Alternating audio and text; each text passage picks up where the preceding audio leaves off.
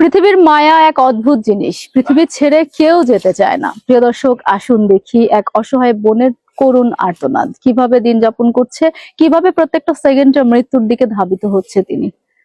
বাসায় আছেন? আসসালামু আলাইকুম।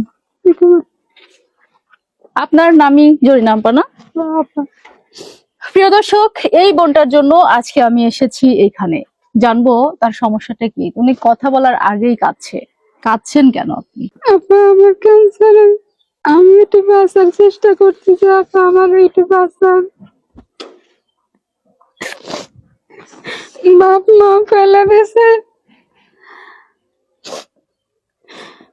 স্বামী যদি পারছে দূর করতেছে আর পারতেছে না। আপা মৃত্যুর আরেক নাম হচ্ছে ক্যান্সার। প্রত্যেকটা ঘরে ঘরে এখন ক্যান্সার ধরা দিয়েছে। বেঁচে থাকার এক করুণ আর্তনাদ। পাশেই তার মেয়ে দাঁড়িয়ে আছে, ছলছল চোখে তাকিয়ে আছে। হয়তোবা তার মা পৃথিবী থেকে কিছুদিনের মধ্যেই বিদায় নিবে যদি এমন অবস্থায় চলতে থাকে। তুমি কাঁদছো কেন শোনো? আমার আম্মুর ক্যান্সার ধরা পড়ে যে হয়তো বা বাঁচতে পারবে না। আম্মু মরে গেলে আমি কার সঙ্গে থাকবো? আমার একটা ভাই নেই। আব্বু কি করে? আব্বু গাড়ি চালায়, ভ্যান। ভ্যান চালায়? তুমি কোথায় পড়ো? গার্লস স্কুলে। আরে, একটা ভাই নাই, মা মারা গেলে কার কাছে থাকবে, সেই আর্তনাদ।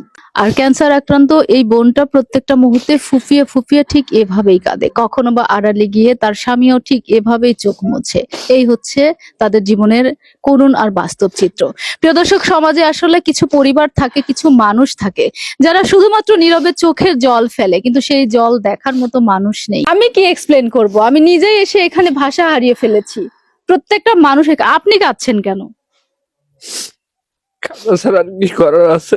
ধান চালিয়ে আর কয় টাকা ইনকাম হয় যে তার চিকিৎসা করবো? কোন স্বামী যে এরকম হয়, এমন ভালোবাসা যে পৃথিবীতে এখনো বেঁচে আছে, এটা দেখেই আমি অশ্রুসিক্ত।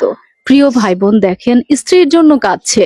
কিচ্ছু করার নেই, কারণ তার তো একবেলা এক মুঠো খেতে দিতেই হিমশিম খেতে হয়। সে ভ্যান চালায়। একজন ভ্যান চালক কি করে ক্যান্সার আক্রান্ত স্ত্রীর সেবা করবে বা তার চিকিৎসা করাবে? এটা এখন সব থেকে বড় প্রশ্ন। আমার বলার মতো কোনো ভাষা নেই। আমার সেরকম অর্থ সম্পদ নাই যে বিক্রি করে তার চিকিৎসা করবো। প্রিয়তমা স্ত্রীকে কোনো কিছুর বিনিময়ে পৃথিবী থেকে হারাতে চায় না, যে কোনো মূল্যে বাঁচিয়ে রাখতে চায়, কিন্তু তারপরেও ভাগ্য আসলে সত্যিই নির্মম। তাই তো হয়তোবা কোনো একদিন পৃথিবী ছেড়ে চলেই যেতে হবে তাকে। কারণ এই ক্যান্সার আক্রান্ত একটা মানুষকে ট্রিটমেন্ট দেওয়ার জন্য যে অর্থের প্রয়োজন, এটা আসলে ভ্যান চালক একজন স্বামীর পক্ষে বেয়ার করা কোনোভাবেই সম্ভব না। যতটুকু জানতে পেরেছি, তার যা কিছু ছিল সেই সবকিছু বেঁচে কিনে আপনি এতদূর পর্যন্ত চিকিৎসা করিয়েছেন না?